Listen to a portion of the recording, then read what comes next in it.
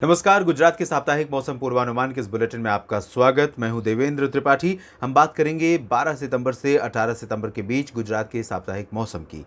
गुजरात में बारिश की स्थितियों में बदलाव हुआ है और पिछले 48 घंटों पहले जहां पर 45% की कमी थी पूर्वी क्षेत्रों में, अब कमी ये घटकर 35% पर आ गई है और यहां पर 27% की कमी रह गई है, जो कि 35% पर थी सौराष्ट्र और कच्छ रीजन में। और आपको बता दूं कि अब यहां पर बारिश का जो सिलसिला शुरू हुआ है पिछले सप्ताह से ही, वो अब आगे भी जारी रहेगा और इस सप्ताह एक के बाद एक जो दोनों सिस्टम आए थे, उन दोनों सिस्टमों का इम्पैक्ट, एक सिस्टम जो राजस्थान पर बना हुआ है अभी और दूसरा सिस्टम बे ऑफ बंगाल पर बन चुका है, लो प्रेशर सिस्टम के रूप में आगे बढ़ेगा, पश्चिमी दिशा में आएगा, गुजरात के ऊपर इसका इम्पैक्ट दिखेगा और ये सिस्टम डिप्रेशन की इंटेंसिटी में जा सकता है। अनुमान है कि ये कम से कम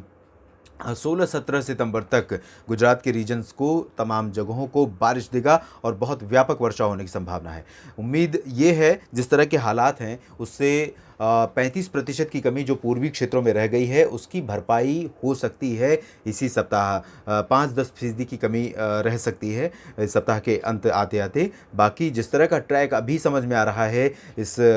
संभावित डिप्रेशन का, अगर वही ट्रैक रहता है तो गुजरात के रीजन्स में 17 सितंबर तक मूसलाधार वर्षा होने की संभावना है और इसी वजह से 35% की जो कमी है वो 5-7% या 10% के लेवल पर रह सकती है और अगला सप्ताह हो सकता है कि मानसून वापस होने से पहले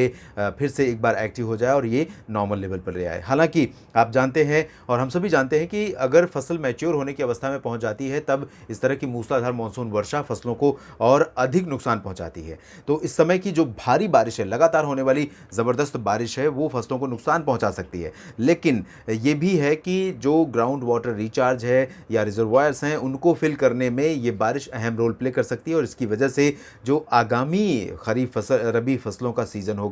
उसमें ये बारिश का पानी आपके लिए वरदान साबित हो सकता है। हालांकि ये वर्तमान खरीफ फसलों को नुकसान भी पहुंचा सकता है। तो दोनों सिचुएशंस है। अब सिचुएशंस हमारे हाथ में नहीं है, मौसम है, मौसम जिस तरह का बिहेवियर इसका बदल रहा है, पैटर्न कुछ समय बाद खेती का बदलेगा, देर से खेती शुरू होगी और ताकि आखिर में सितंबर में आते आते मैच्योर होते समय बहुत भारी बारिश न हो, सितंबर के आखिर में या अक्टूबर के शुरुआत में फिर कटाई और मड़ाई का काम शुरू हो। तो ये पैटर्न चेंज होता है, आमतौर पर किसान खुद भी करते हैं, सरकार भी सुझाव देती है, कृषि वैज्ञानिक भी सुझाव देते हैं कि जिस तरह से मानसून धीरे धीरे पैटर्न बदल रहा है उस तरह से खेती के पैटर्न पर भी हमें ध्यान देना पड़ेगा ताकि मानसून की ऑप्टिमम बेनिफिट को हम ले सकें, यानी अधिकतम फ़ायदे को हम ले सकें। ऐसा नहीं होना चाहिए कि जिस ढर्रे पर हम 50 साल पहले खेती कर रहे थे उसी ढर्रे पर उसी टाइम पीरियड में खेती हम आगे भी करते रहें। मानसून का जो समय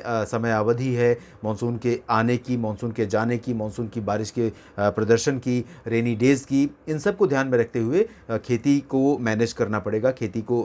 लेकिन इसमें अभी थोड़ा वक्त लगेगा। फिलहाल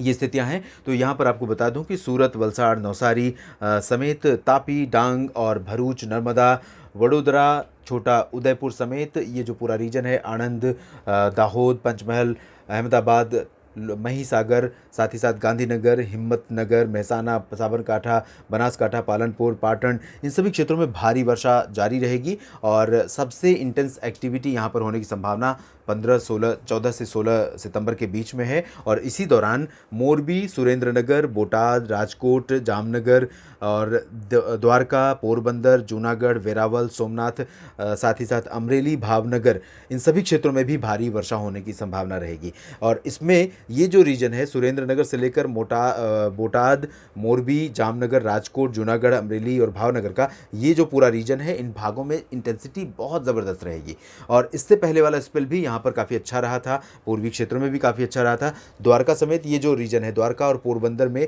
यहाँ पर बारिश कम हुई थी और इस बार यहाँ पर